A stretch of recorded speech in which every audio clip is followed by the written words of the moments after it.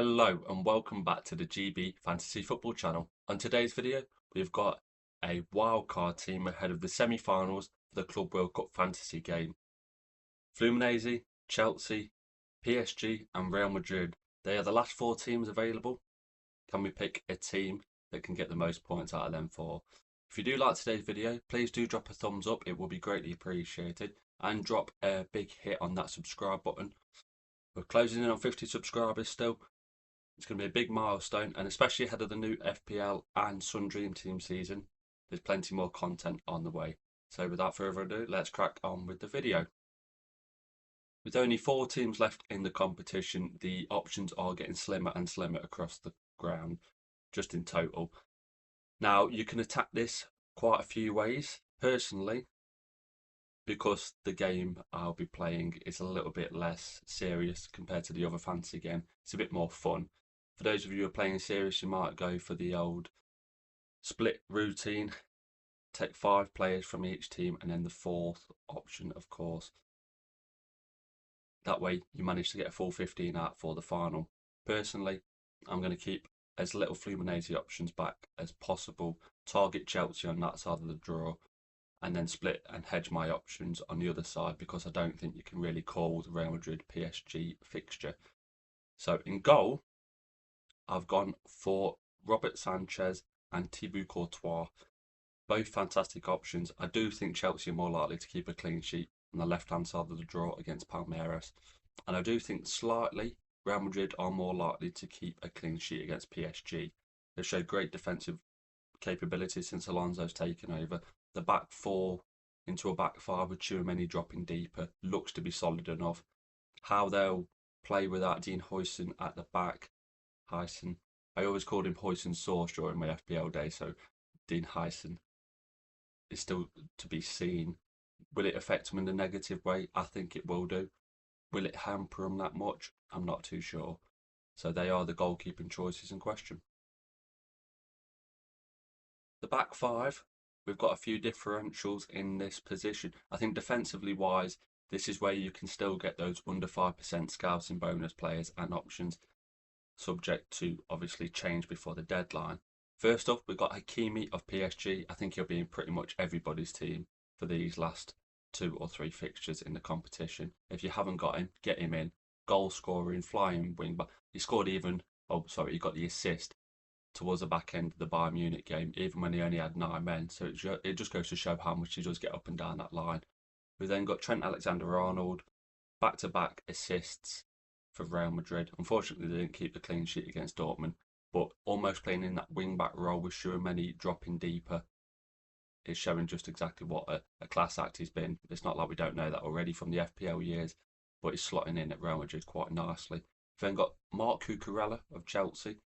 Now, James from Planet FPL did a fantastic piece this morning, analysis on the quarter-final fixtures and how Levi Colwill's absence will affect Cucurella.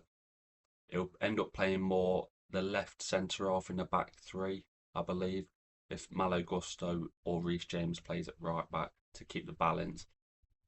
Do you want to spend 5.8 million on basically a left centre-half? I'm not sure, but having him in there, I think covers your bases, unless you want to pump for Reece James. Now, he says he will be fit for the semi-final, so maybe that's the way to go. And the remaining 2 options, I've gone for a couple of under 5% differential scouting bonus options here.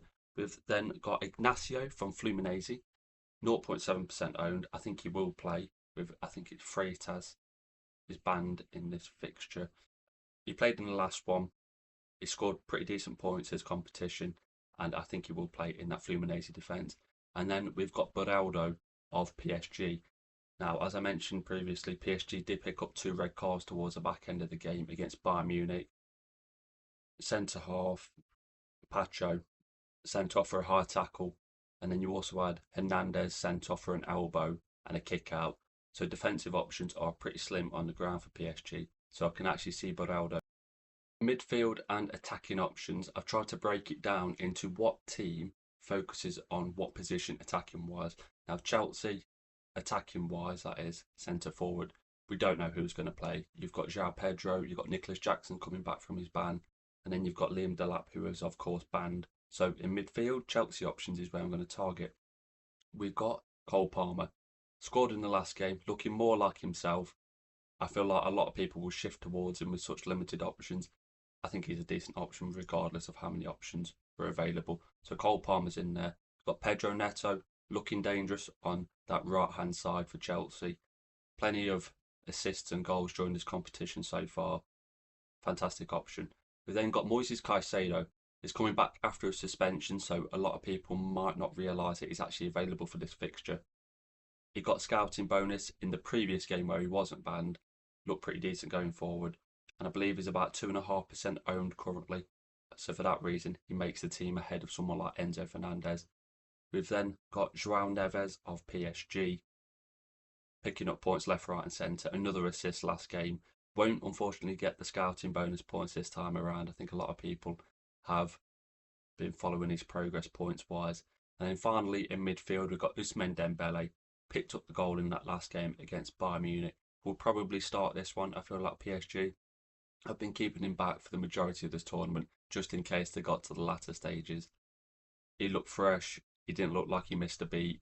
He will play up front, so he's an out-of-position player, and for that reason he gets hit ahead of players like Doué, Barcolo, Kvaratskhelia.